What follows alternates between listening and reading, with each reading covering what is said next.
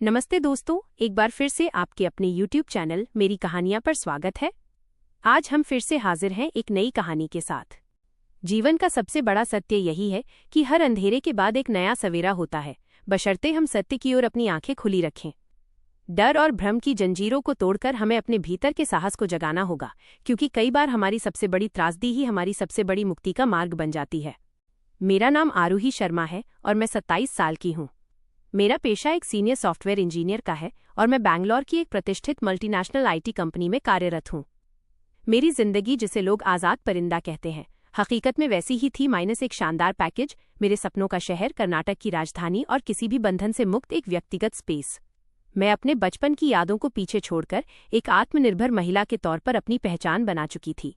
मेरे पिताजी राजेश शर्मा, जो एक बड़े व्यापारिक घराने के मालिक थे, वो दुबई में रहते थे और हर महीने मेरे बैंक खाते में अच्छी खासी रकम भेज दिया करते थे ताकि मुझे किसी भी तरह की कमी महसूस ना हो।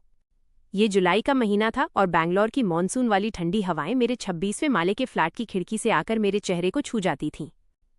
एक दिन जब मैं अपने ऑफिस से लौटकर शहर के सबसे व्यस्त मल्लेश्वरम बाजार से गुजर रही थी, तभी मेरी मुलाकात एक अजीब शख्स से हुई। वो एक साधारण भिखारी नहीं, बल्कि एक सिद्ध योगी जैसा दिखाई देता था, जिसके बाल लंबी जटाओं में बंधे थे और माथा भभूत से सना था, जो उसे अन्य लोगों से अलग दिखाता था।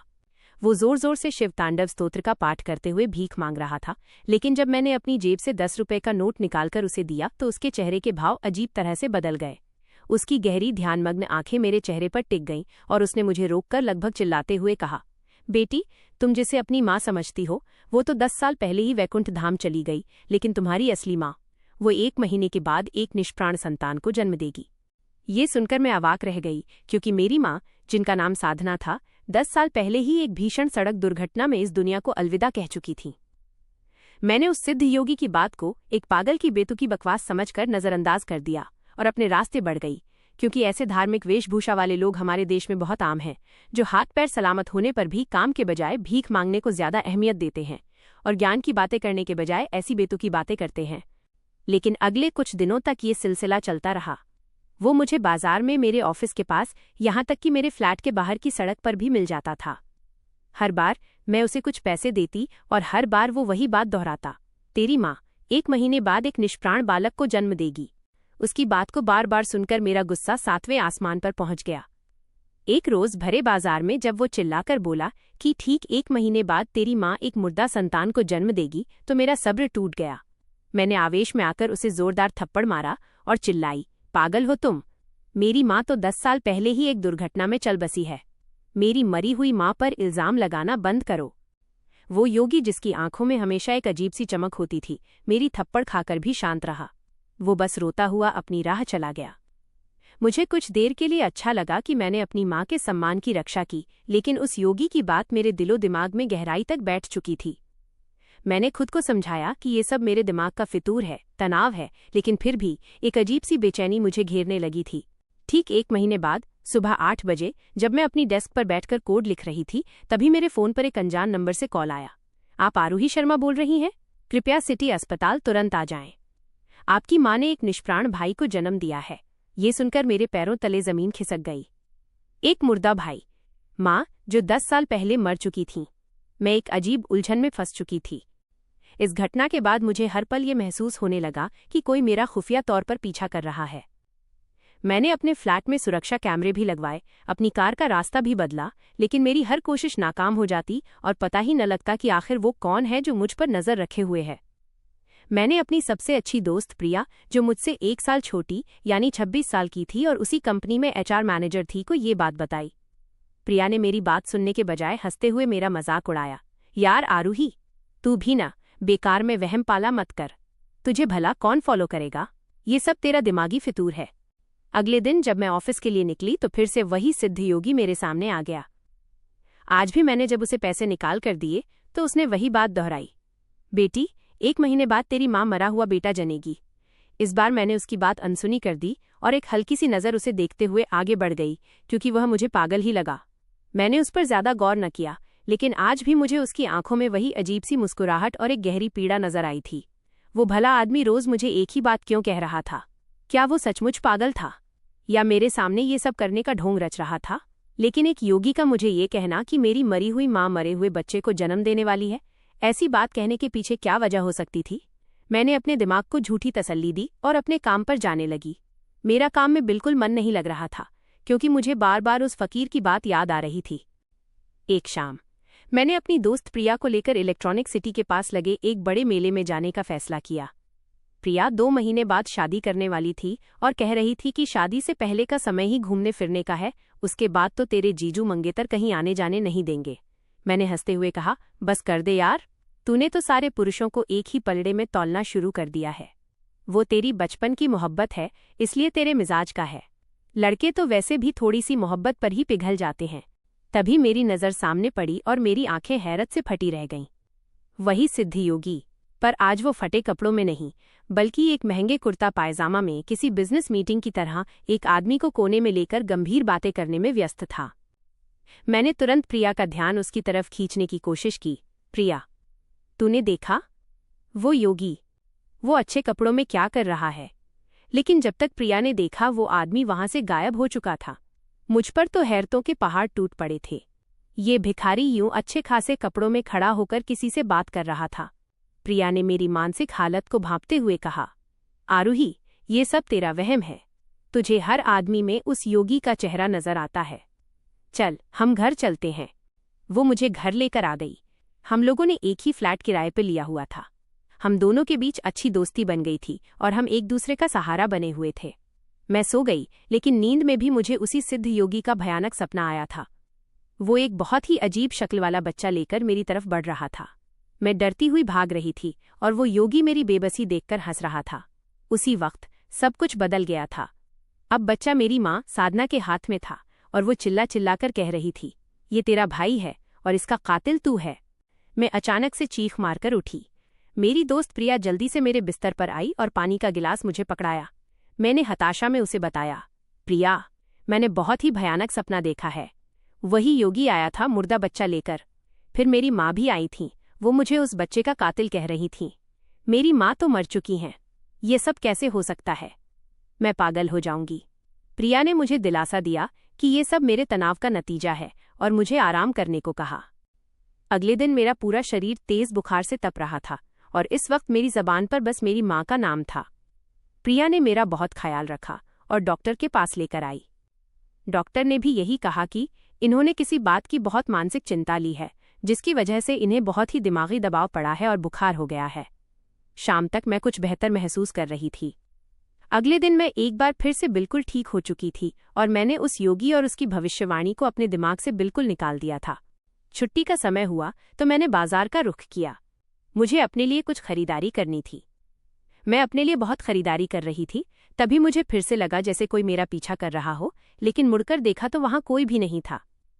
मैंने सारी खरीदारी की और भूख की वजह से मैं वहीं पर कुछ खाने के इरादे से आगे बढ़ी तो बाजार के बीचों बीच मुझे प्रिया भी मिल गई। अभी हम बैठकर एक स्थानीय ढाबे पर दक्षिण भारतीय व्यंजन खा ही रहे थे कि वहां पर भी मुझे वही सिद्ध योगी नजर आ गया। मैंने इस बार अपने बटुए से 100 रुपये का नोट निकालकर उसे दिया तो मेरी देखा देखी प्रिया ने भी उसे 100 रुपये का नोट पकड़ा दिया और कहा, बाबा, दुआ करना मेरा होने वाला पति मुझसे खूब प्यार करे। योगी ने उसे दुआ दी और वहीं पर भरे बाजार के बीचों बीच चिल्लाकर बोला, लेकिन इसकी माँ मेरी तरफ इशारा करते हुए 1 महीने के बाद एक निष्प्राण बच्चे को पैदा करेगी। इतनी भारी भीड़ में उसकी जबान से अपनी माँ के लिए ऐसे शब्द सुनकर मुझे एक बार फिर बहुत गुस्सा आया। मैंने खींचकर उसके मुंह पर एक जोरदार थप्पड़ जड़ दिया। मैंने कहा, अपनी बकवास बंद कर। मेरी माँ को मरे 10 साल हो चुके हैं और तू मेरी मरी हुई माँ के लिए ऐसे शब्द इस्तेमाल कर रहा है। मेरे और प्रिया के दोस्त व अन्य लोगों ने आकर हमारे बीच बचाव किया था। मैं गुस्से की हालत में जल्दी से वहां से निकल चुकी थी।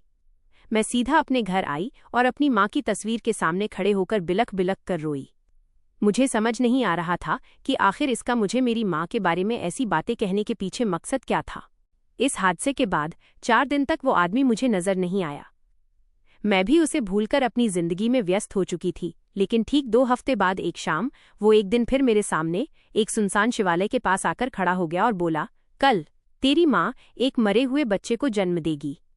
वह काफी घबराया हुआ था। उसने अपना चेहरा एक गंदे कपड़े से ढका हुआ था और लगातार यहाँ वहाँ देखकर मुझे ये बात बता रहा था जैसे उसे किसी का डर सता रहा हो। मैंने उसकी हालत पर गौर किया तो वो बहुत बुरी हालत में था। इससे पहले मैं उसे कुछ कह पाती, उसने न जाने क्या देख लिया कि मुझसे मेरा फ़ोन नंबर मांगने लगा। उसका चेहरा डर के मारे सफ़ेद पड़ चुका था। उसके बाद वह जल्दी से वहां से भाग गया। मुझे अपनी जल्दबाजी पर गुस्सा आ रहा था, आखिर मैंने उसे नंबर दिया ही क्यों। खैर, मैं इन सारी बातों को दिमाग से झटका और घर आ गई। खाना खाने के बाद मैं कुछ देर के लिए सो गई थी। शाम को उठी तो घर का कुछ ज़रूरी सामान लाना था। वही लेने के इरादे से मैं बाजार चली आई थी। अभी मैं कुछ फल खरीद रही थी कि तभी मेरी नज़र एक ऑटो रिक्शा पर बैठी एक वृद्ध महिला पर पड़ी। उसे देखकर मैं उसे देखती ही रह गई। वो तो बिल्कुल मेरी माँ की जैसी थी। वो औरत रिक्शे पर बैठी थी। उसके चेहरे पर उम्र के आसार नजर आने लगे थे, लेकिन वो गर्भवती थी। मैं हक्का बक्का सी उसे देख रही थी। वो भला मेरी माँ कैसे हो सकती थी? मेरी माँ तो 10 साल पहले ही मुझे छोड़कर इस दुनिया से चली गई थी। मैं जल्दी से उस रिक्शे की तरफ बढ़ी कि तभी दुकानदार ने मेरा हाथ पकड़ लिया। मैंने जल्दी से पैसे निकाले। इतनी देर में वो रिक्शा न जाने किस गली में मुड़ गया था। मैं उसे ढूंढने की बहुत कोशिश की, लेकिन वो रिक्शा वाला मुझे कहीं दिखाई नहीं दिया। अब मुझे उस योगी की बात पर विश्वास होने लगा था। मेरे दिमाग के पर्दे पर मेरी बीती जिंदगी घूमने लगी। मैं 17 साल की थी कि तभी मेरे पापा राजेश शर्मा एक दिन रोते हुए घर आए थे। उन्होंने कहा था, बेटी, तुम्हारी माँ साधना एक भीषण एक्सीडेंट में मर गई है। उनका चेहरा बहुत खराब हो गया था। मैंने उनका अंतिम संस्कार कर दिया है। पापा ने मेरा ऊटी के एक बोर्डिंग स्कूल में एडमिशन करा दिया और जब मैं 20 साल की हुई तो पापा विदेश दुबई चले गए थे। उन्होंने मुझे भी कहा था कि मैं उनके साथ चलूं, लेकिन मैंने मना कर दिया था। लेकिन आज जब मैंने अपनी माँ जैसी औरत को रिक्शे पर देखा तो मेरे दिमाग में सैकड़ों सवाल उठने लगे। मैंने तय कर लिया कि मैं पापा से फ़ोन पर बात करूंगी और उनसे पूछूंगी कि आखिर ये सब क्या है। मैं अभी घर पहुंची भी नहीं थी कि वही योगी मेरे सामने आया और बोला, देखो, बैंगलोर सिटी अस्पताल में तेरी माँ मुर्दा बच्चे को जन्म देने वाली है। वो रोते हुए यही बात कहते हुए वहां से जा चुका था। मैं मायूस होकर वापस लौटने लगी कि तभी मेरे नंबर पर कॉल आने लगी। कोई अनजान नंबर था। मैंने जल्दी से कॉल उठाई तो आगे से एक नर्स बोली, आप जल्दी से सिटी अस्पताल आ जाएं। आपकी माँ ने एक निष्प्राण बच्चे को जन्म दिया है। उसने अस्पताल का नाम बताकर फ़ोन बंद कर दिया। इस सबसे पर्दा उठाने के लिए मुझे अस्पताल जाना था। मैं परेशान और हैरानगोई में अस्पताल पहुंची। मैंने रिसेप्शन से साधना देवी का नाम पूछा। नर्स ने मुझे एक कमरा दिखाया। जब मैं कमरे में गई तो मेरी रूह कांप गई। वहां तो वही सिद्ध योगी बैठा हुआ था, जबकि बिस्तर पर एक कमजोर शरीर की औरत बुरी हालत में पड़ी हुई थी। मैं जब उसके पास गई तो बड़े गौर से देखने लगी और थोड़ी ही देर में मेरे सर पर मानो अस्पताल की पूरी छत गिरी हो, क्योंकि वो कोई और नहीं बल्कि मेरी ही माँ साधना थी। मैंने अपने नवजात भाई के निष्प्राण शरीर को योगी के हवाले किया और अपनी माँ के हाथ और माथे को बेसब्री से चूमने लगी। मेरी माँ जिंदा थी। मैंने माँ से कहा, माँ, तुम मेरे पास क्यों नहीं आई? क्यों ये सच मुझसे छुपाया? मेरी माँ ने मुझे बैठने का इशारा किया और बोलना शुरू किया। माँ ने बताया कि तेरे पापा राजेश शर्मा बहुत ही बुरे इंसान थे। शुरू में तो उन्होंने मुझसे प्रेम विवाह किया, लेकिन तेरी पैदाइश के बाद मुझे बच्चलन कहने लगे। एक रोज तो उन्होंने मुझे तलाक दे दी। रात को तेरे बाप एक नई लड़की ले आए। बोले, ये लड़की बहुत अमीर है, मैं इससे शादी करूंगा और इसके साथ दुबई चला जाऊंगा और तू यहां से दफा हो जा। तेरे बाप ने कहा कि आरूही मेरे पास रहेगी, वो तेरे साथ नहीं जाएगी। उस दिन भी वो मुझे जबरदस्ती अपने साथ ले गया था और मुझे एक अनाथ आश्रम में छोड़ आया, ये कहकर, अगर तू घर वापस आई तो मैं तेरे टुकड़े टुकड़े कर दूंगा। मैंने उससे वादा किया कि मैं कभी लौटकर आरूही के सामने नहीं आऊंगी, बस मेरी बच्ची को कुछ मत करना। माँ ने आगे बताया, आश्रम में इज्जत पर वार होने के डर से मैं वहां से भी भाग आई। तब मुझे मोहन, सिद्धयोगी मैकेनिक मिला। उसने मुझे रहने की जगह दी और फिर कुछ ही महीने बाद मुझसे हिंदू रीति रिवाज से शादी भी कर ली। तेरे बाप राजेश शर्मा को पता चला तो जहां भी मोहन काम करने लगा वहां न जाने क्या अफवाह फैला दिया था कि उसे काम से निकाल दिया जाता। मैं मोहन को औलाद का सुख न दे सकी। हर बार मेरा बच्चा मेरे पेट में ही मर जाता था और आज इतने सालों बाद अगर भगवान ने औलाद दी थी तो मुर्दा बच्चा पैदा हुआ। मोहन के पास इतने पैसे न थे कि प्राइवेट अस्पताल में इलाज करवाता, इसलिए उसने तुझे बहुत बताने की कोशिश की, लेकिन तूने उसकी न सुनी। मोहन तुझे खुद कुछ भी खुलकर नहीं बता सकता था, क्योंकि तेरे बाप ने यहाँ कई आदमी तेरे ऊपर नजर रखने के लिए छोड़ रखे थे। मेरी माँ रोने लगी। मुझे अब अपने आप से घिन आने लगी थी। मैं अपनी माँ को और उनके पति मोहन को अपने फ्लैट पर ले आई। मेरे अकाउंट में इतना पैसा जमा था कि मैंने तुरंत बैंगलोर में एक अच्छा सा फ्लैट खरीद लिया। अब मैं उनका ख्याल रखती हूँ और सही सही शब्दों में मैंने अपनी माँ को और मेरे सौतेले पिता मोहन को उनकी बेटी बनकर दिखाया। मेरे मम्मी पापा साधना और मोहन अब मुझसे इतनी मोहब्बत करते हैं कि जिंदगी में कोई कमी महसूस ही नहीं होती। मेरे सौतेले बाप मोहन ने मुझे सगे बाप से ज्यादा मोहब्बत दी। मैंने अपने पापा मोहन की भी एक बड़ी वर्कशॉप में नौकरी लगवा दी। वहीं दूसरी ओर मेरे सगे पापा राजेश शर्मा और उनकी नई बीवी को दुबई पुलिस ने नशीली दवाएं बेचने और काला धंधा करने के जुर्म में वहीं पर उम्र कैद की सजा सुनाई थी। मेरे पापा ने मुझे फोन किया था और मुझे मदद के लिए बुलाया था, लेकिन न मैंने उनसे कोई बात की न ही उनकी मदद के लिए मैं वहां गई, क्योंकि मुझे उस आदमी से नफरत थी जिसकी वजह से मेरी माँ को मरने से पहले ही मुझसे छीन लिया था। हम सब अब अपनी नई जिंदगी में खुश हैं, जहाँ केवल प्रेम, सत्य और विश्वास है। सत्य कड़वा हो सकता है, लेकिन ये हमेशा हमें आज़ादी देता है। धन और सत्ता की चमक के पीछे छिपे धोखे से कहीं अधिक महत्वपूर्ण एक माँ का प्रेम और एक सच्चे पिता का त्याग होता है। जीवन में कभी कभी सबसे बड़ी बाधाएं ही हमें उन लोगों तक पहुंचाती हैं जो वास्तव में हमारे अपने हैं। दोस्तों, मेरी कहानियां चैनल की वीडियो कैसी लगी कमेंट करके जरूर बताएं।